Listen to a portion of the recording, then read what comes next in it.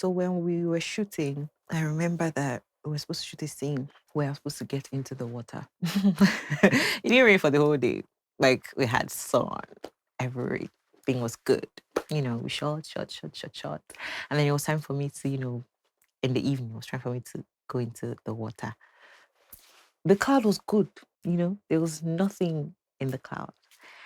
And the moment I stepped into the water, it began to drizzle. I'm like, not like I didn't believe before. I thought it was like, but when it happened, I was like, what? Hi, I am Adaobi Dibor and I am a Nolly Icon.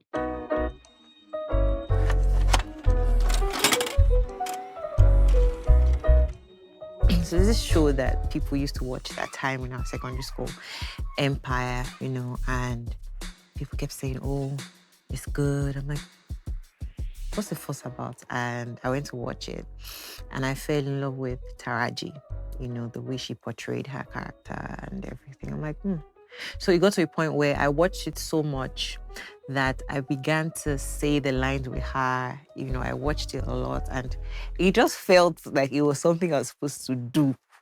And when I stand in the mirror, it looks good. I'm like, okay, let's do it. So yeah, that's pretty much. And I say go for auditions. So my first role was flatmates as Ogechi, Nduka's niece.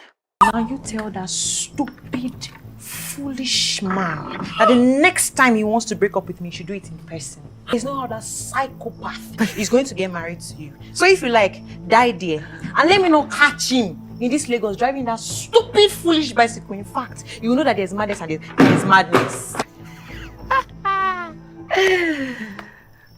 I remember when they called me for it and I saw the script. I'm like, I've never been angry in a movie before. How am I supposed to do this? And, when I got to set, he just came. Like, I just became so upset at everything that was going on.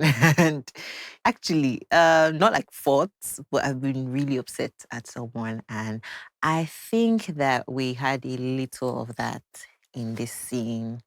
It's not something I was supposed to do, but I guess it just happened. And there we have it. Wangi, hide and seek. I'll see you later tonight. And better still this morning. Yes, thank you. Check. Wait. You're done, love. I don't think so. The game does not lie. It was a whole plan. A whole plan was in motion, right? So she was trying to take out the king.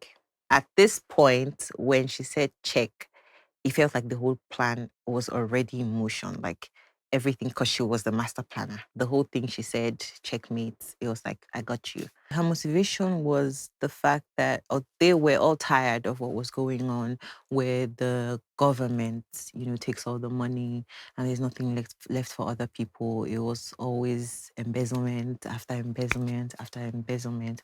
So she kind of just came up with this plan with her friends and said, okay, let's just do this. So she was definitely against the caste system that was happening. And this was her own way of rebellion and, trying to bring them down and trying to stop what's going on. That's her own contribution. And I share the same, beliefs with her because, like, why? Why embezzle? Why cheat the poor? Why take their money? Why? From where I come from, like, my family and all that, I'd like to think that we've been on that side of life before. And I know how it feels to be on that side of life, right? And so when I see, I'm more drawn, just, yeah. So I'm most likely, I would most likely take a role where I'm suffering and where, I have to fight for something than to just be the regular, hi, beautiful girl, and just jumping from place to place. Yeah.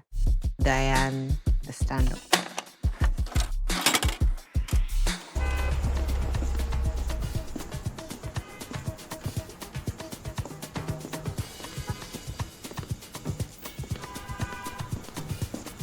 She's been forced to come to work. She doesn't want to do this kind of work, right? Her heart is somewhere else. She wants to be a school teacher. She loves children. And she's the only child of her father. And her father is like really rich. So it's like in the constitution to take over her father's business. So this is her preparing to take over her father's business. This is her father schooling her, and she is just miserable every day because that's not where she wants to be. She even, after work, she sneaks to go teach children. So this is a very unpopular unpopular view.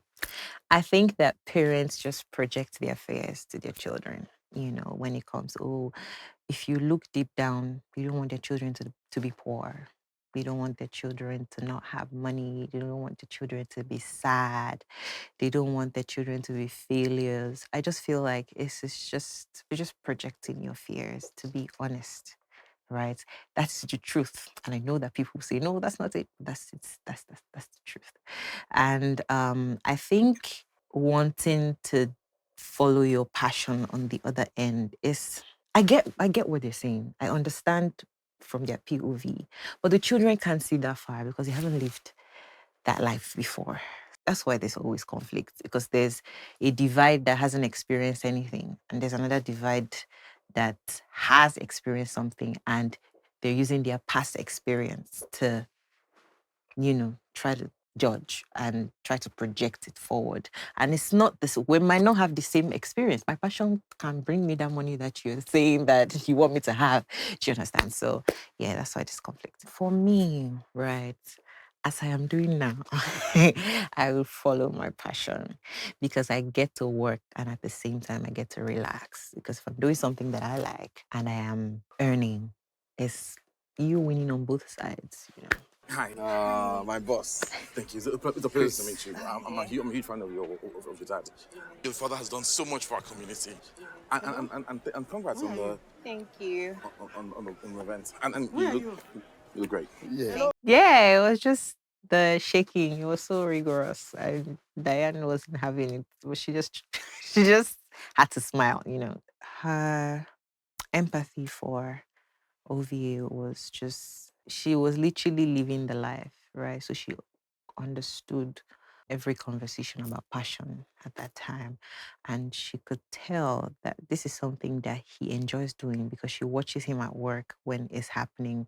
But when he stands in front of, the crowd, that happens. So she knows that there's a very large element of passion there, but something just keeps stopping him from really getting there. And that really informed her feelings towards him because she just saw a resilient young man, right? And coupled with the fact that he had to save his sister in the midst of all of what was going on. And Diane is a very passionate person. So it just kind of drew her to him because he kept saying things like, oh, he's not going back to Lagos. Like, sorry, he's not going back to till he saves his sister. So just this resilience. And I think both characters just fed off each other, right? And Diane was able to speak to him, and at some point, he was able to show up. And I think part of the reason why he was able to show up was because he liked Diane too. So there's this, I don't know what it is that goes on with people that are in love, but yeah, that's what happened there. And he just they just fed off each other. And that was how both of them were able to find peace. Actors and crews work really hard to bring the films we love to life. Please support their official release. Anita, Mamba's Diamond. Aren't you the dreamer? Well, I was a dreamer myself. I wanted to be 007, work for MI6, take down cartels in Europe using specialized weapons like pen guns and cars that could convert into submarines. Hi, Janet Bond. First of all, this project is so dear to me because this is my first major. I remember my preparation. Anita if you call Anita, if you're saying something, Justice and Anita has to be in the same sentence, right? Anita is very soft spoken. She's, someone who is crazy about her job. Like, she's not the one to collect bribes. You know, she's also some sort of lover girl. It's just behind all those hard faces. If you watch properly, you see she tries to be hard, but like behind there's this soft child. And you know, when she realizes that she began, so it was so bad that she began to have feelings for him, and she didn't even know, right? She realized that when he was in trouble, that's when she realized that she was actually in love with this person. So yeah, it's a beautiful story. I didn't have dreams of playing a cop, but it was so easy. Like it just fit perfectly. I just felt like there was a part of at some point I said they were like, why are you not smiling on a normal day? Not like I don't smile, but like I don't walk around like no. So that was literally her. So it was so easy for me to just be that person. I remember at that time I was like so fresh and like so new and so young. I think at this time I was like I wasn't 20 yet. And they were just so supportive. Like it was just so easy. Like all the thespians they just made it so easy for me to just so I was supposed to be the boss and they gave me room to do that, you know. And yeah, it was beautiful working with them. So amazing. And I hope to work with them again. How dare you! Ah! Ah! Ah! Ah! We had some training to do that. It's something I've always wanted to do. I still will do it something of more strength. But it was fun. It was beautiful because they actually brought people to teach us. It was stressful, but it was fun. Oyin, Blood Festival. What are you for taking? Te jou. Perek hem dominee. Voor je weet niet maar fai. Promise. Say you no go see that boy again. Hey, Pamomene. En je can't fai. Je kan niet meer moet gaan fai. So you were speaking Ijaw, correct? Yeah, I was. Are you a native? No, I'm not. So how did you pull that off? I'm sorry. So we had to learn it. We had to learn it. How Like, long did that take? seriously. It was 2 weeks. We slept with it and we woke up to it. Like I literally used to walk in our camp and I just scream my lines at anybody. Yeah, our director said it just had to happen. The most challenging aspect of filming in the Lungu, that's in the holding area where we had to stay in the ship, like on the ground where we were hiding. Gosh, at some point, I thought I was going to pass out. There was a time where I felt sick in this movie. It was crazy. They tried to bring in extractors and everything, but it was crazy. Like the environment, there were rusts on the wall. I had to sit on the floor. At some point, we just gave up on being clean because, like, we just there, you know. And there were times where we shot for really long periods, really I'm talking past 24 hours, and so we're just there, dirty, and it worked for the role so well because we had to be in a particular state of mind to, you know, really bring out what we're supposed to bring out. And it worked. It was fun. I didn't realize it was fun until we're done. We sailed in some scenes, and in some scenes we were just in a place. I think we were in a place for 3 days or 4 days. And then the remaining, I think 7 days, we actually sailed and sailed and sailed. And at some point I'm like, gosh, we just go back. I'm tired. But yeah, it was real fun. No, we your job. Wala nya ga-abịa bụọ ọnụ nye ezinụlọ a tara ihe a wee ka. It's a sad scene, you know. It's really sad, especially her wishing there was a way out, only for her to find out this is even more problem. She was like a water spirit, you know. It's crazy. Even watching it, I just felt so bad for her because it's just a child that she just wants to leave, you know. So I'm not going to lie. I'm not trying to exaggerate. If you do a scene from your stomach, from your heart, you will change. It will change you. Just it doesn't have to be big changes, small. So it's moving, especially when I don't know, I like to do scenes like this. I'm sorry. But so every time I do these scenes, it's just something that shifts in me. There's this because we're telling a human being's story. This is a human being. This is a real person. So that somebody is going through this is a lot. Just imagine that someone's going through something like this. So every time I do it and I'm done, I'm just like, wow, this actually happened to someone somewhere. And every time director says cut, it's not sometimes I just want to stay there. It's not too challenging. It's not beyond ordinary, it's just normal. And I have techniques in place to help me sort of just come out of it and go in at ease. So it's sweet. It's not bad. It's good. So when we were shooting, I remember that we were supposed to shoot a scene where I was supposed to get into the water. It didn't rain for the whole day. Like we had sun. Everything was good.